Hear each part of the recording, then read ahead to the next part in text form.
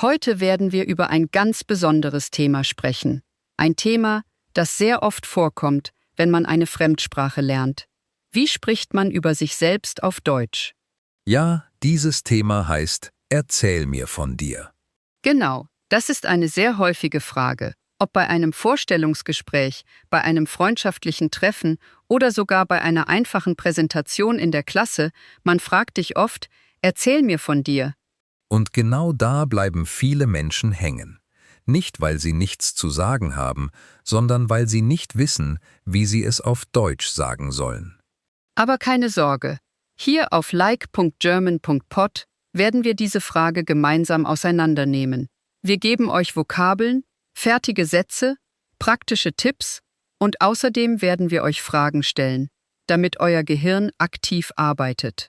Also macht euch bereit, öffnet eure Ohren und vor allem öffnet eure Fantasie. Bevor wir anfangen, eine kleine Erinnerung. Hallo an dich, lieber Zuhörer. Hier kannst du ganz einfach Deutsch lernen. Jeden Tag helfen wir dir, deinem Ziel näher zu kommen. Und was ist dein Ziel? Deutsch mit Selbstvertrauen, Natürlichkeit und Freude zu sprechen. Genau. Also fangen wir ohne zu warten an. Der erste Schritt, sich vorstellen. Auf Deutsch ist die Grundlage ich heiße plus dein Vorname. Zum Beispiel ich heiße Marie. Wiederhole mit mir, lieber Zuhörer. Ich heiße plus dein Name. Los, sag es laut. Ja, sag es wirklich. Selbst wenn du im Bus, auf der Straße oder in deinem Zimmer bist, bleib nicht passiv. Dein Gehirn lernt besser, wenn sich dein Mund bewegt. Ausgezeichnet. Jetzt fügen wir das Alter hinzu. Auf Deutsch sagt man ich bin plus dein Alter. Zum Beispiel ich bin 25 Jahre alt. Und du? Wie alt bist du? Sag es jetzt. Ich bin. Perfekt. Jetzt machen wir weiter. Du kannst deine Nationalität hinzufügen. Ich bin Iraner oder ich bin Französin. Denk nach. Was ist deine Nationalität? Sag es laut. Ich bin genial. Siehst du? Mit nur ein paar einfachen Sätzen kannst du schon eine kleine Vorstellung machen. Aber das ist erst der Anfang, denn eine echte Vorstellung endet nicht bei deinem Namen, deinem Alter und deiner Nationalität. Ja, du kannst auch über deine Stadt, deinen Beruf und deine Leidenschaften sprechen. Und genau das werden wir jetzt gemeinsam Schritt für Schritt machen. Okay? Gehen wir weiter. Nachdem du deinen Namen, dein Alter und deine Nationalität gesagt hast, kannst du hinzufügen, wo du wohnst. Zum Beispiel, ich wohne in Berlin oder ich wohne in München. Wiederhole mit uns, ich wohne in und ergänze den Namen deiner Stadt. Los, sag es. Sehr gut. Jetzt fügen wir noch eine weitere Ebene hinzu. Den Beruf. Das ist sehr nützlich, denn in vielen Situationen möchten die Menschen wissen, was du im Leben machst. Auf Deutsch kannst du sagen, ich bin plus dein Beruf. Zum Beispiel, ich bin Student oder ich bin Lehrer. Willst du es versuchen? Sag, ich bin und füge deinen Beruf hinzu. Vielleicht hast du noch keinen Beruf. Dann kannst du sagen, ich bin Student oder ich suche Arbeit. Sehr praktisch bei einem Vorstellungsgespräch. Hier ist eine komplette kleine Vorstellung. Ich heiße Sophie, ich bin 24 Jahre alt, ich bin Französin, ich wohne in Hamburg und ich studiere Medizin. Siehst du, wie klar, einfach und natürlich das klingt? Jetzt bist du dran. Versuche deine eigene Vorstellung mit all diesen Sätzen zu machen. Wiederhole sie Satz für Satz. Wir warten. Ja, nimm dir Zeit. Sag alles. Fertig? Bravo! Jetzt gehen wir ein bisschen weiter. Stell dir vor, jemand fragt dich nach deinen Leidenschaften oder Hobbys. Ja, das ist eine tolle Frage, um deine Vorstellung interessanter zu machen, denn über sich selbst zu sprechen bedeutet nicht nur Fakten zu geben, sondern auch zu zeigen, wer du wirklich bist. Auf Deutsch kannst du sagen, ich mag, plus ein Verb. Zum Beispiel, ich mag lesen, ich mag reisen, ich mag kochen. Oder du kannst sagen, ich liebe, für mehr Begeisterung. Beispiel, ich liebe Kino. Jetzt machen wir eine kleine interaktive Übung. Du, der uns zuhört, was sind deine Hobbys? Antworte laut mit Ich mag oder Ich liebe. Super! Vielleicht hast du gesagt, ich mag Musik hören oder ich mag Sport machen. Bravo! Achte auf ein kleines Detail. Nach mögen oder lieben kannst du ein Verb oder ein Nomen benutzen. Zum Beispiel, ich mag laufen. Verb. Ich mag Schokolade. Nomen. Genau. Und es gibt auch das Gegenteil.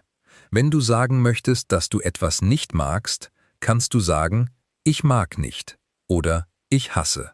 Versuchen wir es. Wiederhole nach mir, ich mag nicht und ergänze etwas, das du nicht magst. Zum Beispiel, ich mag es nicht, früh aufzustehen. Super. Und wenn du noch natürlicher klingen möchtest, kannst du Ausdrücke benutzen wie das ist nicht mein Ding. Beispiel, Mathe ist nicht mein Ding. Das gibt deiner Vorstellung mehr Persönlichkeit. Du zeigst nicht nur, was du magst, sondern auch, was du nicht magst. Machen wir eine kleine Zusammenfassung. Bis jetzt weißt du, wie du deinen Namen sagst. Ich heiße, dein Alter, ich bin, deine Nationalität, ich bin, deine Stadt, ich wohne in, deinen Beruf, ich bin, deine Leidenschaften, ich mag, ich liebe, ich mag nicht. Das ist schon enorm. Du kannst damit schon ein echtes Bild von dir erschaffen. Aber wir hören hier nicht auf. Nein, wir machen weiter und lernen, wie du deinen Wortschatz erweitern, bereichern und variieren kannst, damit deine Vorstellung lebendig und interessant wird. Zum Beispiel kannst du Informationen über deine Familie hinzufügen. Auf Deutsch kannst du sagen, in meiner Familie sind wir 4 Personen. Oder ich habe 2 Brüder und eine Schwester. Das zeigt, dass du schon etwas längere Sätze bilden kannst. Wiederhole. In meiner Familie sind wir und ergänze die Zahl. Und jetzt füge Brüder und Schwestern hinzu. Los, du bist dran. Perfekt. Siehst du, wir machen gute Fortschritte.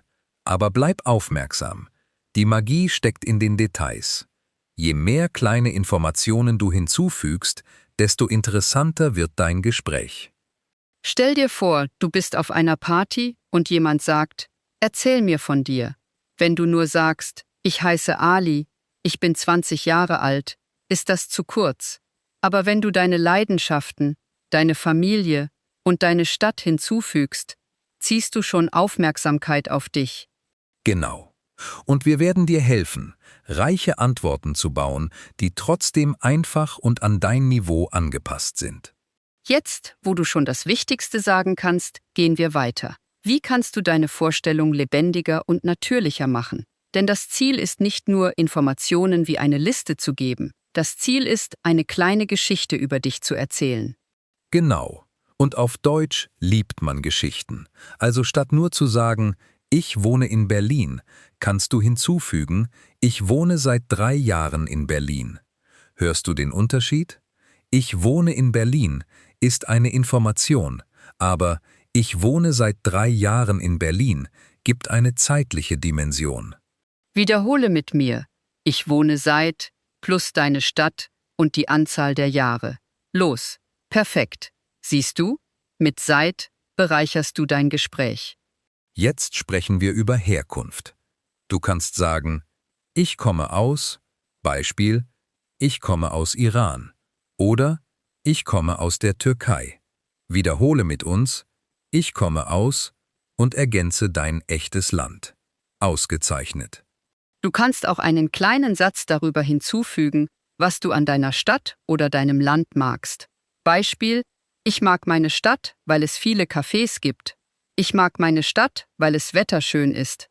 Das ist ein sehr guter Trick, denn wenn du erklärst, warum du etwas magst, wird dein Gespräch persönlicher. Und dafür benutzen wir oft die Struktur ich mag, weil. Wiederhole mit mir ich mag, weil und ergänze deine eigene Idee. Zum Beispiel, ich mag Fußball, weil es Spaß macht. Los, du bist dran. Ich mag, weil, sag es laut. Super, bravo. Jetzt sprechen wir über das Studium. Viele Deutschlernende sind noch an der Universität oder in der Schule. Wie sagt man das? Ganz einfach. Ich bin Student. Und du kannst dein Fach hinzufügen, ich studiere Informatik oder ich studiere Biologie. Oder wenn du schon arbeitest, kannst du sagen, ich arbeite als, zum Beispiel, ich arbeite als Ingenieur oder ich arbeite als Verkäuferin. Wiederhole nach mir, ich arbeite als und ergänze deinen Beruf. Und wenn du noch keinen Job hast, kein Problem. Du kannst sagen, ich suche Arbeit. Das ist super nützlich, besonders bei einem Vorstellungsgespräch. Also machen wir jetzt gemeinsam eine vollständigere Vorstellung. Hör gut zu. Hallo, ich heiße Karim. Ich bin 27 Jahre alt und komme aus Marokko. Ich wohne seit meiner Geburt in Casablanca. Ich bin Informatikingenieur. In meiner Familie sind wir 5 Personen. Ich habe 2 Schwestern und einen Bruder. Ich mag Fußball, weil es spannend ist. Ich liebe Reisen, aber ich mag es nicht, früh aufzustehen. Siehst du, wie flüssig das klingt? Es ist nicht zu lang, aber es gibt schon ein klares Bild der Person. Jetzt mach dasselbe. Lass dich von diesem Beispiel inspirieren und erstelle deine eigene Vorstellung. Wir warten. Los, sag sie laut. Ja, mach es wirklich. Selbst wenn du zögerst oder Fehler machst, ist das nicht schlimm. Das Gehirn lernt durch Wiederholung. Sehr gut. Jetzt gehen wir zu einem etwas fortgeschritteneren Niveau über. Wie kannst du deine Vorstellung noch interessanter machen? Ein Trick ist, logische Verbindungswörter hinzuzufügen. Zum Beispiel und, aber, weil, deshalb, dann. Ja, hör dir dieses Beispiel an. Ich heiße Lina und ich bin 22 Jahre alt. Ich bin Algerierin, aber ich wohne seit 2 Jahren in Deutschland. Ich mag Musik, weil sie mich entspannt. Deshalb spiele ich oft Klavier. Hörst du, wie viel flüssiger das mit und, aber und weil klingt? Genau. Also wiederhole diese Wörter mit mir. Und, aber, weil, deshalb. Super. Jetzt versuche, 2 Sätze mit diesen Verbindungswörtern zu bilden. Wir warten. Bravo, du machst schnelle Fortschritte. Jetzt eine Frage an dich. Wenn du dich in einem Vorstellungsgespräch vorstellen müsstest, was würdest du sagen? Stell dir die Situation vor. Jemand sagt, erzählen Sie mir von sich. Du musst eine klare, einfache, aber professionelle Antwort geben. Zum Beispiel, hallo, ich heiße Nadja, ich bin 25 Jahre alt und komme aus Tunesien. Ich wohne seit 3 Jahren in Berlin. Ich habe einen Abschluss in internationalem Handel und suche eine Stelle in einem dynamischen Unternehmen. Sehr gut. Das ist eine perfekte Antwort für ein Vorstellungsgespräch. Jetzt bist du dran. Stell dir vor, du bist in einem Interview. Sag laut, hallo, ich heiße, ich bin, ich komme aus, ich wohne in, ich bin. Ja, los. Versetze dich in die Rolle eines Bewerbers. Siehst du? Wir gehen Schritt für Schritt vor und jedes Mal wird dein Gespräch reicher. Und das Geheimnis ist Übung. Je mehr du wiederholst, desto wohler wirst du dich fühlen. Also bleib bei uns, denn in den nächsten Teilen werden wir sehen, wie du über deine Träume, deinen Charakter und sogar deinen Alltag sprechen kannst. Genau, und das ist sehr kraftvoll, denn dadurch kannst du dich nicht nur vorstellen, sondern auch ein echtes Gespräch führen. Okay, machen wir weiter. Du weißt jetzt schon, wie du deinen Namen, dein Alter, deine Nationalität, deine Stadt, deinen Beruf und deine Leidenschaften nennen kannst. Aber jetzt gehen wir weiter.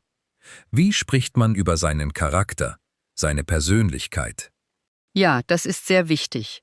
Stell dir vor, ein Lehrer oder ein Arbeitgeber fragt dich, wie sind Sie?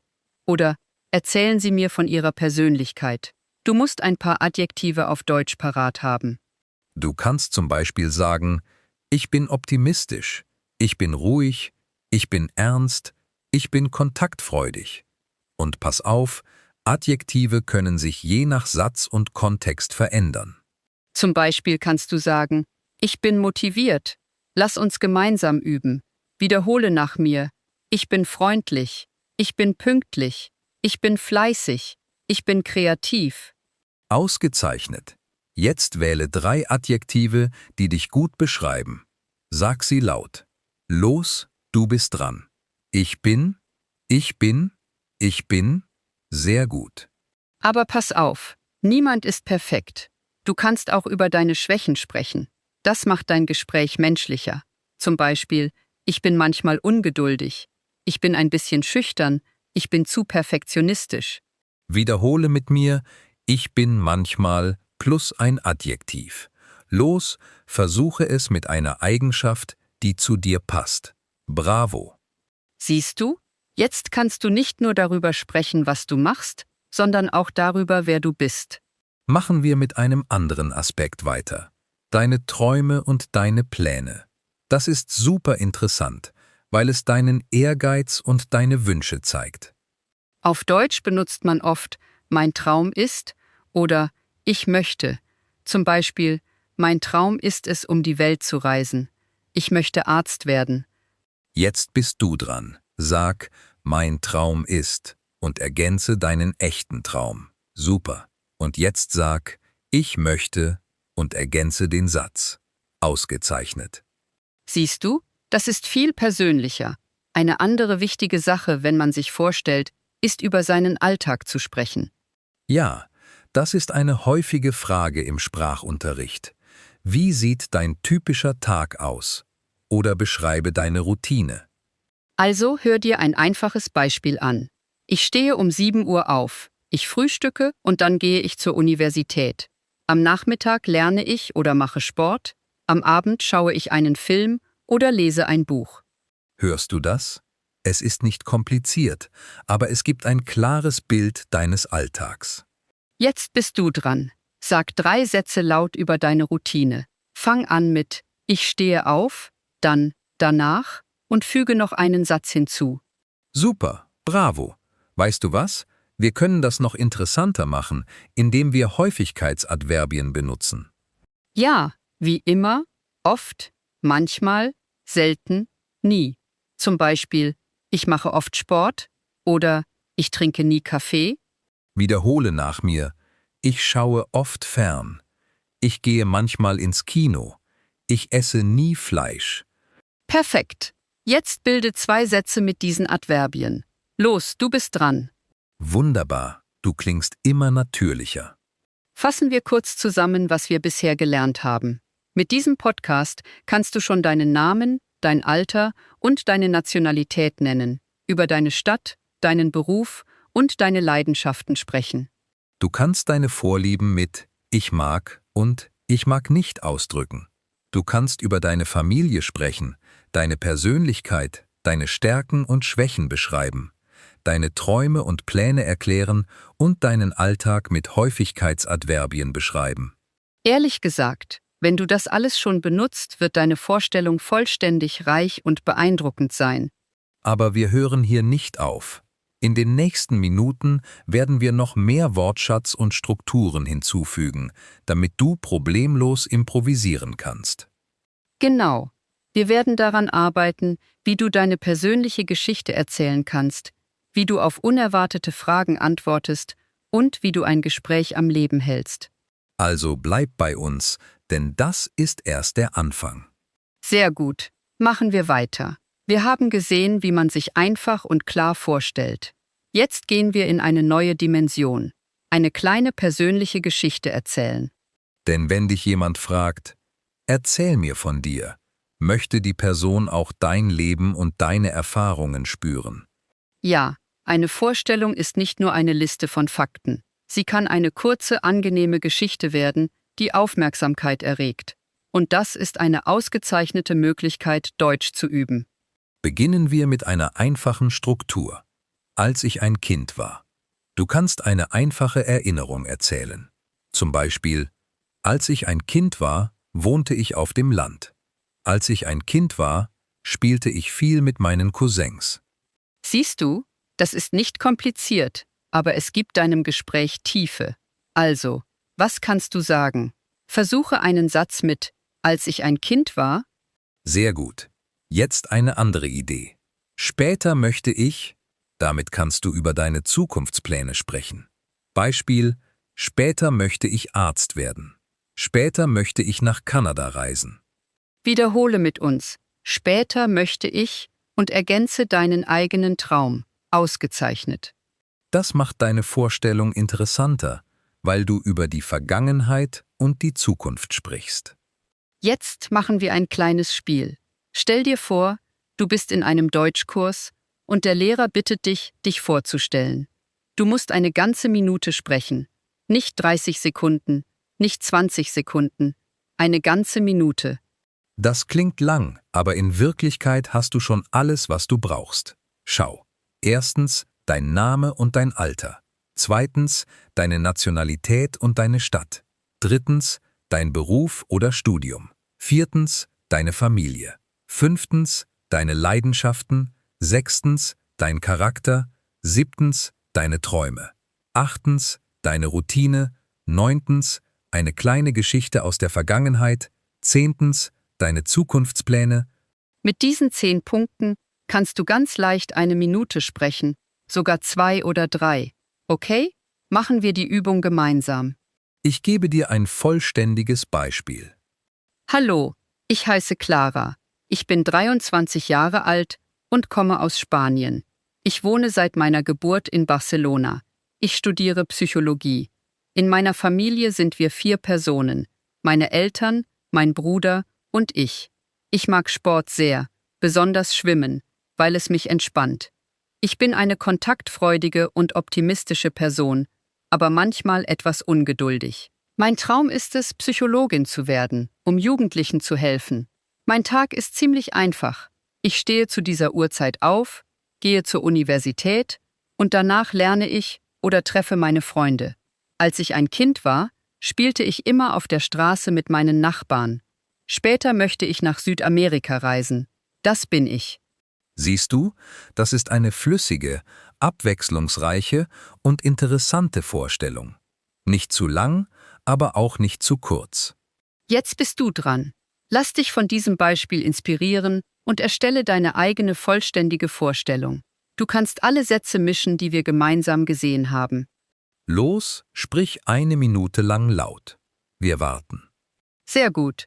Und selbst wenn du Fehler gemacht hast, ist das nicht schlimm. Jedes Mal, wenn du wiederholst, machst du Fortschritte. Weißt du, was noch stärker ist? Sich darauf zu trainieren, unerwartete Fragen zu beantworten. Denn im echten Leben werden die Menschen nicht nur sagen, stell dich vor, sie werden dir spontane Fragen stellen. Ja, zum Beispiel, warum lernst du Deutsch? Was ist deine größte Leidenschaft? Was machst du am Wochenende? Das sind einfache Fragen, aber man muss üben, darauf zu antworten. Nehmen wir die erste. Warum lernst du Deutsch? Du kannst antworten, ich lerne Deutsch, weil ich reisen möchte. Ich lerne Deutsch, weil ich diese Sprache mag. Ich lerne Deutsch, weil ich Deutsch für meine Arbeit brauche. Jetzt bist du dran. Beantworte die Frage, warum lernst du Deutsch? Super. Jetzt eine andere Frage. Was machst du am Wochenende? Du kannst zum Beispiel sagen, am Wochenende ruhe ich mich aus und schaue Filme. Am Wochenende treffe ich meine Freunde. Am Wochenende mache ich Sport. Und du? Antworte laut, am Wochenende. Bravo. Das Magische an diesem Training ist, dass du dein Gehirn darauf vorbereitest, zu improvisieren. Ja, du musst nicht nur fertige Sätze auswendig lernen. Genau. Und so wirst du Selbstvertrauen gewinnen. Also bleib bei uns, denn wir werden gleich sehen, wie du deinen Wortschatz noch weiter bereichern, natürliche Ausdrücke benutzen und sogar eine lustige Anekdote erzählen kannst, um dein Gegenüber zu beeindrucken. Sehr gut. Gehen wir jetzt in einen noch spannenderen Bereich, eine persönliche Anekdote erzählen. Denn in einer Vorstellung kannst du immer eine kleine Geschichte hinzufügen, die dich definiert. Ja, eine Anekdote ist wie ein kleines Fenster in dein Leben. Sie macht dein Gespräch unvergesslicher. Du kannst einfache Sätze benutzen, die trotzdem eine Erfahrung zeigen. Zum Beispiel, einmal bin ich zum ersten Mal nach Berlin gereist und habe einen Kaffee bestellt, aber der Kellner brachte mir ein riesiges Dessert, weil ich das Wort falsch ausgesprochen habe. Siehst du? Das ist keine große Geschichte, aber sie bringt die Leute zum Lächeln und zeigt deine Erfahrung mit der Sprache oder der Kultur. Okay, machen wir eine kleine Übung. Wähle eine einfache Erinnerung. Deinen ersten Schultag, deine erste Reise, eine lustige Situation mit einem Freund und beginne mit einmal. Los, erzähle deine Geschichte. Einmal, auch wenn sie kurz ist sie trotzdem eine Anekdote. Um eine Anekdote zu erzählen, braucht man ein bisschen Vergangenheit. Aber keine Sorge, wir erklären es einfach. Wir benutzen eine Form, um Situationen oder Gewohnheiten in der Vergangenheit zu beschreiben. Zum Beispiel, als ich klein war, spielte ich, und wir benutzen eine andere Form für einzelne abgeschlossene Handlungen. Zum Beispiel, gestern habe ich Pizza gegessen. Komplettes Beispiel. Als ich ein Kind war, spielte ich oft Fußball auf der Straße. Eines Tages habe ich mit dem Ball ein Fenster kaputt gemacht. Hörst du die Kombination ich spielte, beschreibt eine Gewohnheit. Ich habe kaputt gemacht, beschreibt ein einzelnes Ereignis. Jetzt bist du dran. Stell dir eine Gewohnheit aus deiner Kindheit vor und füge dann ein Ereignis hinzu. Zum Beispiel, als ich ein Kind war, schaute ich viele Zeichentrickfilme. Einmal habe ich vergessen, meine Hausaufgaben zu machen. Du bist dran. Fang an mit als ich ein Kind war und füge dann hinzu einmal habe ich. Ausgezeichnet. Jetzt eine andere häufige Frage, wenn man über sich selbst spricht: Was sind deine Stärken und Schwächen? Ja, das ist eine typische Frage in Vorstellungsgesprächen und persönlichen Präsentationen. Und sie verlangt ein bisschen Ehrlichkeit. Für Stärken kannst du sagen: Ich bin motiviert, ich bin organisiert, ich bin kontaktfreudig, ich bin neugierig. Und für Schwächen kannst du sagen, ich bin manchmal abgelenkt, ich bin ein bisschen schüchtern, ich bin perfektionistisch, ich spreche zu schnell. Aber pass auf, es ist besser, Schwächen zu wählen, die nicht zu negativ sind. Zum Beispiel klingt schüchtern oder perfektionistisch besser als faul. Ja, das ist eine intelligente Strategie. Du zeigst, dass du menschlich bist, ohne dich schlecht zu machen. Also, du, der uns zuhört, wähle eine Stärke und eine Schwäche und sag sie laut. Ich bin, aber ich bin auch. Siehst du, das klingt schon wie eine sehr natürliche Antwort. Eine weitere Idee, um deine Vorstellung interessanter zu machen, ist es, über deine kulturellen Vorlieben zu sprechen. Zum Beispiel über Filme, Musik oder Bücher, die du magst. Ja, du kannst sagen, mein Lieblingsfilm ist, mein Lieblingssänger ist, im Moment lese ich. Beispiel: Mein Lieblingsfilm ist Ziemlich beste Freunde, weil er emotional und lustig ist. Und du? Was ist dein Lieblingsfilm? Sag es. Mein Lieblingsfilm ist sehr gut. Und jetzt? Mein Lieblingssänger ist perfekt. Jetzt stellen wir uns eine echte Situation vor. Du bist auf einer Party in Deutschland und jemand fragt dich, und du, was machst du beruflich? Du kannst antworten: Ich studiere, ich arbeite als, ich suche Arbeit im Bereich. Und wenn die Person fragt, was machst du gern, kannst du antworten, ich gehe gern mit meinen Freunden aus. Ich koche gern. Ich lerne gern Sprachen. Siehst du, das sind ganz einfache Sätze, aber sie öffnen die Tür zu einem echten Gespräch. Und genau das ist das Geheimnis. Mit ein paar einfachen Sätzen kannst du lange sprechen, deine Persönlichkeit zeigen und eine Verbindung schaffen. Bevor wir weitermachen, machen wir eine kleine Herausforderung. Mach dich bereit. Du musst dich 2 Minuten lang vorstellen, ohne anzuhalten. Ja, benutze alles, was du gelernt hast. Deinen Namen, dein Alter, deine Stadt, deinen Beruf, deine Familie, deine Leidenschaften, deinen Charakter, deine Träume, deinen Alltag, deine Anekdote und deine kulturellen Vorlieben. Atme tief ein und fang an. Hallo, ich heiße, und rede weiter, bis 2 Minuten vorbei sind. Bravo! Selbst wenn du gezögert hast, ist das nicht schlimm.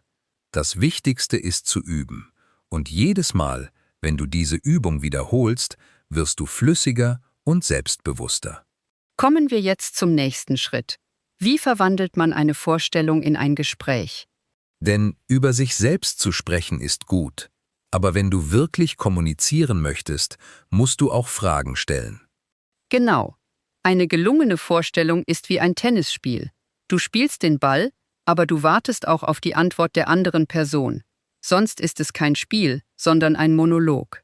Nachdem du dich vorgestellt hast, kannst du also fragen, und du, wie heißt du? Woher kommst du? Was machst du beruflich? Was sind deine Hobbys? Zum Beispiel, stell dir diese Situation vor. Hallo, ich heiße Marie. Ich bin Deutschlehrerin und ich liebe Reisen. Und du? Was machst du gern? Siehst du, mit einer kleinen Frage geht das Gespräch weiter. Jetzt machen wir ein kleines Spiel mit dir, der zuhört. Mach dich bereit. Ich werde die Rolle einer deutschen Person spielen und du musst antworten. Fangen wir an. Hallo, ich heiße Julian. Ich komme aus Hamburg. Und du, wie heißt du? Gut, jetzt der nächste Teil. Was machst du beruflich? Ausgezeichnet. Und noch einmal, was sind deine Hobbys? Super. Siehst du? Du hast gerade an einem echten kleinen Gespräch auf Deutsch teilgenommen. Um weiterzukommen, musst du lernen, ein Gespräch fortzuführen. Also nach der Antwort deines Gesprächspartners eine weitere Frage zu stellen. Ja, zum Beispiel, ich reise gern. Du kannst antworten, ach wirklich? Wohin möchtest du reisen? Oder ich arbeite als Ingenieur. Dann kannst du fragen, interessant, in welchem Bereich? Siehst du, nur eine zusätzliche Frage und das Gespräch wird reicher. Ein Trick, damit die andere Person mehr spricht, ist die Wörter warum und wie zu benutzen. Ja, schau, ich koche gern. Ach wirklich? Warum? Was kochst du gern? Oder ich lerne Deutsch. Oh, super. Wie lernst du? Mit warum und wie öffnest du die Tür zu längeren Antworten und nicht nur zu Ja oder Nein. Machen wir eine kleine interaktive Übung. Antworte auf meine Frage und stelle dann selbst eine weitere Frage, um das Gespräch fortzusetzen. Okay, ich mag Musik. Und du? Magst du Musik? Gut, jetzt füge eine Frage hinzu. Welche Musik magst du? Oder warum magst du sie? Du hast gerade eine einfache Frage in eine echte Diskussion verwandelt. Ein weiterer wichtiger Punkt, wenn man über sich selbst spricht, muss man auch aktiv zuhören können. Ja, zeige, dass du dich für die andere Person interessierst. Du kannst sagen, ach wirklich? Das ist interessant. Ich auch. Zum Beispiel, ich liebe Sport. Ach ja, ich auch. Besonders Fußball. Siehst du, das ist nicht nur eine Antwort, das ist eine Verbindung, die du schaffst. Und vergessen wir nicht die kleinen Höflichkeitswörter. Sie machen das Gespräch angenehmer. Natürlich, Wörter wie Danke, Bitte, Entschuldigung, freut mich. Beispiel, freut mich, ich heiße Lukas. Und du, sag es laut, freut mich. Ich heiße. Jetzt kombinieren wir alles, was wir gesehen haben. Vorstellung, Fragen, Anschlussfragen und Höflichkeit. Wir machen eine kleine, vollständige Simulation. Ja, los geht's. Hallo, ich heiße Marc. Ich bin 25 Jahre alt und komme aus München. Ich mag Sport und Musik. Und du, wie heißt du? Du, der zuhört, antworte jetzt. Perfekt. Und jetzt stell eine weitere Frage. Was machst du gern im Leben? Ausgezeichnet. Du hast gerade eine dynamische Vorstellung und eine echte Interaktion geschaffen. Sehr gut. Jetzt gehen wir zu einem anderen wichtigen Aspekt über, wenn man über sich selbst spricht. Über seine Pläne und seine Zukunft sprechen. Denn zu sagen, wer du bist, ist gut, aber zu sagen, wer du werden möchtest, ist noch stärker. Ja. Und auf Deutsch kann man für die Zukunft zwei einfache Dinge benutzen. Die nahe Zukunft, ich werde, und den Wunsch, ich möchte. Beispiel mit der nahen Zukunft, ich werde Deutsch lernen. Ich werde nächstes Jahr nach Deutschland reisen. Ich werde einen neuen Job suchen. Und mit dem Wunsch, ich möchte als Arzt arbeiten. Ich möchte in Berlin wohnen. Ich möchte mehrere Sprachen sprechen. Siehst du, ich werde bedeutet ein konkretes Projekt. Ich möchte bedeutet ein Traum oder Wunsch. Machen wir eine kleine Übung. Sag einen Satz mit Ich werde. Zum Beispiel, ich werde heute Abend einen Film schauen. Super. Jetzt ein Satz mit Ich möchte. Zum Beispiel, ich möchte Kanada besuchen. Du bist schon dabei, deine Zukunft und deine Träume auf Deutsch zu teilen. Eine andere Möglichkeit, über die Zukunft zu sprechen, ist der Ausdruck Mein Traum ist.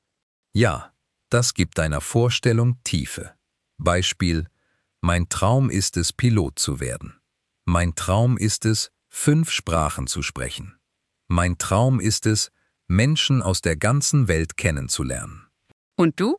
Sag es jetzt. Mein Traum ist. Sehr gut. Das klingt schon inspirierender. Wenn du noch mehr beeindrucken möchtest, kannst du erklären, warum du dieses Projekt hast. Beispiel. Ich möchte Lehrer werden, weil ich gern mein Wissen teile. Ich werde nach Japan reisen, weil ich mich für die japanische Kultur begeistere. Mein Traum ist es, am Meer zu leben, weil ich die Natur liebe. Hörst du das? Mit weil zeigst du deine Persönlichkeit. Machen wir noch eine Übung. Ergänze den Satz Ich möchte, weil. Gut, und jetzt, ich werde, weil, perfekt. Du erschaffst gerade ein vollständiges Bild von dir selbst. Eine weitere Idee, um dein Gespräch zu bereichern, ist, über deine kurz- und langfristigen Pläne zu sprechen. Ja, zum Beispiel, kurzfristig werde ich mein Studium abschließen. Langfristig möchte ich mein eigenes Unternehmen gründen. Oder kurzfristig werde ich mein Deutsch verbessern. Langfristig ist es mein Traum, in Deutschland zu leben. Siehst du? Damit zeigst du, dass du weißt, wohin du gehst, und das hinterlässt immer einen guten Eindruck in einem Gespräch. Jetzt machen wir eine vollständige Simulation. Hör gut zu und versuche dann, sie mit deinen eigenen Worten zu wiederholen. Beispiel: Hallo, ich heiße Clara. Ich bin 27 Jahre alt und komme aus Belgien. Ich mag tanzen und lesen. Ich möchte Übersetzerin werden, weil ich Sprachen liebe. Kurzfristig werde ich mein Studium fortsetzen und langfristig ist es mein Traum, um die Welt zu reisen. Siehst du, das ist eine reiche, natürliche und motivierende Vorstellung. Jetzt bist du dran. Bereite deine eigene Version mit deinem Namen, deinem Alter, deiner Herkunft, deinen Leidenschaften, deinen Projekten und deinen Träumen vor. Nimm dir Zeit und versuche 2 Minuten lang ohne Unterbrechung zu sprechen. Bravo! Auch wenn es schwierig war, genau darum geht es beim Training. Und je mehr du wiederholst, desto flüssiger, spontaner und selbstbewusster wirst du werden. Und jetzt kommen wir langsam zum Ende unserer gemeinsamen Reise. Heute hast du gelernt, wie du dich vorstellst, wie du über deine Vergangenheit, deine Gegenwart und sogar deine Zukunft sprichst. Ja, jetzt weißt du, wie du deinen Namen, dein Alter und deine Leidenschaften nennen kannst. Wie du eine Anekdote erzählst, deine Stärken und Schwächen teilst und sogar deine Projekte und Träume ausdrückst. Und vor allem hast du verstanden, dass es beim Sprechen über sich selbst auf Deutsch nicht nur darum geht, Informationen zu geben, es geht auch darum, eine Verbindung zu schaffen, Fragen zu stellen und in ein echtes Gespräch einzutreten. Genau. Je mehr du übst, desto mehr Selbstvertrauen und Sprachfluss wirst du gewinnen. Selbst wenn du Fehler machst, ist das nicht schlimm. Deine Fehler helfen dir dabei, Fortschritte zu machen. Also, übe weiter jeden Tag, wiederhole die Dialoge, sprich die Sätze laut aus und erfinde deine eigenen Beispiele. Und denk daran, jeder kleine Schritt, den du machst, bringt dich deinem Ziel näher. Du kannst es wirklich schaffen. Danke, dass du diesen Moment mit uns geteilt hast. Danke für deine Energie und deine Motivation. Wir sehen uns sehr bald wieder zu einem neuen spannenden Podcast. Und vor allem viel Glück auf deinem Abenteuer mit der deutschen Sprache.